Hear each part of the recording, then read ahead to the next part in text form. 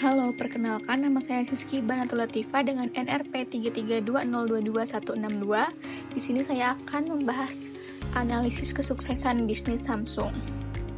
Samsung adalah salah satu dari beberapa perusahaan yang merajai pasar teknologi saat ini. Selain itu, Samsung juga melahirkan sejumlah inovasi teknologi modern seperti smartphone lipat dan berbagai jenis televisi pintar yang canggih. Sejak berdirinya perusahaan ini, 1 Maret 1938, di Korea Selatan, Samsung terus berkembang dan bersaing dengan perusahaan-perusahaan di negara dingdaya seperti Amerika, Cina, dan Jepang. Kemudian selanjutnya adalah strategi bisnis. Yang pertama adalah model bisnis. Samsung telah mengidentifikasi tujuan jangka panjang seperti meningkatkan pendapatan, memperluas pasar, dan menciptakan produk inovatif, dan juga memperluas lini produk ke berbagai sektor seperti smartphone, TV, peralatan rumah tangga, dan semikonduktor untuk mengurangi risiko dan meningkatkan profit.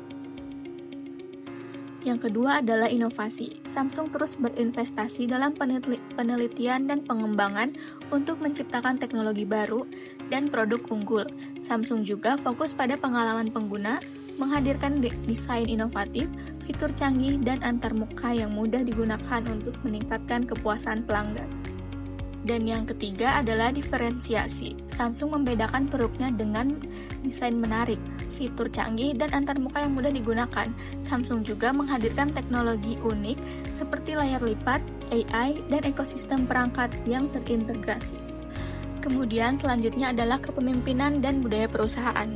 Dalam konteks Samsung, budaya organisasi tercermin dalam beberapa nilai inti dan praktik yang diadopsi oleh perusahaan. Samsung mengutamakan nilai share value dengan semboyan yang menekankan hubungan yang erat dengan konsumen, menghadapi tantangan global, dan menciptakan masa depan bersama. Semboyan ini memberikan motivasi kepada karyawan Samsung untuk terus berinovasi dan menciptakan produk yang dicintai oleh konsumen. Selain itu, kepemimpinan di Samsung, khususnya di bawah Presiden Direktur Lee Kun-hee, dikenal dengan gaya kepemimpinan inovatif yang telah membantu memperkuat budaya perusahaan. Lee Kun-hee mendorong budaya inovasi, kualitas, dan orientasi pada masa depan di seluruh organisasi. Kemudian selanjutnya adalah operasional, efisiensi produksi, dan manajemen rantai pasok. Operasional Samsung berfokus pada efisiensi dan inovasi dalam proses produksi dengan menerapkan teknologi canggih, otomatisasi, dan manufaktur vertikal terintegrasi untuk memastikan produk berkualitas tinggi dengan biaya produksi yang optimal. Di sisi lain, manajemen rantai pasok Samsung memainkan peran krusial dalam mengelola pasokan bahan baku, mengoptimalkan distribusi global, serta menerapkan strategi logistik berbasis digital agar rantai pasok tetap lancar, fleksibel, dan mampu memenuhi permintaan pasar yang terus berubah. Kombinasi keduanya memungkinkan Samsung mempertahankan daya saingnya di industri teknologi dengan menyediakan produk inovatif secara efisien dan tepat waktu ke seluruh dunia. Kemudian yang selanjutnya adalah strategi pemasaran Samsung. Yang pertama, perencanaan strategi. Samsung merancang strategi pemasaran dengan menganalisis pasar, menetapkan target, mengembangkan produk, menentukan harga, serta mengalokasikan sumber daya untuk mencapai tujuan bisnisnya. Yang kedua adalah riset pasar. Samsung melakukan riset pasar melalui survei, studi kasus, dan analisis data untuk memahami kebutuhan konsumen dan mengembangkan produk yang sesuai. Yang ketiga adalah kerjasama dengan distributor lokal. Samsung bekerjasama dengan distributor lokal seperti Erafone untuk memastikan ketersediaan produk, memperluas jangkauan pasar, serta mendukung promosi dan distribusi. Yang keempat adalah pengembangan produk.